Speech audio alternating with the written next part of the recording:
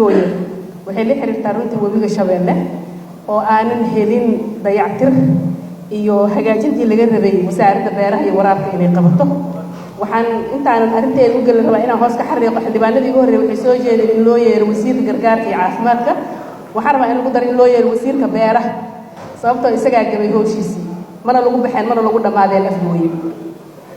waxaan kaloo halkan rabaa inaan iyadana hoos ka xariiqo xildhibaan qambi arrintii uu soo jeediyay ee heeday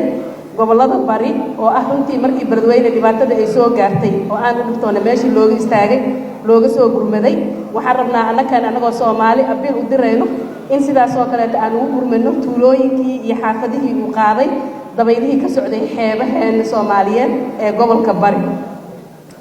intaas kadib mudane gudoomiye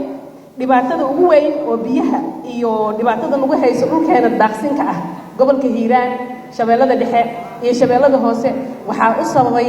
wabiga ka soo bilaabanaya Beledweyne oo aan loo helin intii xal waara oo aan laga fakirin oo aan dawladeenu ugu talagelin xataa miisaaniyada ay sameysay inay wax yar oo wax xataa ay kaga qabato ama ay kaga kordhiso budgetka beeraha ama ay kaga sameeyso xataa sidii loo horumarin lahaa beeraleyda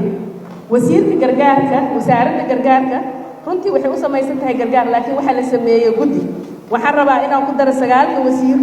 oo loo sameeyay inay ka shaqeeyaan arrinta masiibooyinka ayagana bal inay noo imaadaan baarlamaanka mudane gudoomiye warqad u yeertay halkan imaadaan ay noo sheegaan wixii ay ka qabteen ay ka sameeyeen annaga haddaan nahay reer Hiiraan haddaan nahay reer Beledweyne waxaan ognahay kaliya inay noo qabteen coordination waxaa loo soo gurmaday oo dadkeeni badbaadiyay oo dhulkeeni badbaadiyay shacabka Soomaaliyeed oo dalka iyo dibadda jooga dhammaantood hadday ganacsato tahay hadday tahay gabadha banaanka shaaha ku gadaysa hadduu yahay ilmaha dugsi quraanka dhigto mudan gudoomiye waxaa noo soo gurmaday oo aan ka dhima weynay waa ummadda Soomaaliyeed sidaas oo kale ah inaan abiil ugu dirno inaan ugu gurmanaysa ugu gurmanteen Beledweyne inaan ugu gurmano degmada Afkooye oo ku dhisan runtii wax soo saarka dalkeena quudiyana gobolkan banaadir aan deganahay iyadaan la quudiso haddii la waayo beerihii iyo wax soo saarka la waayana inaan runtii u dhimo doono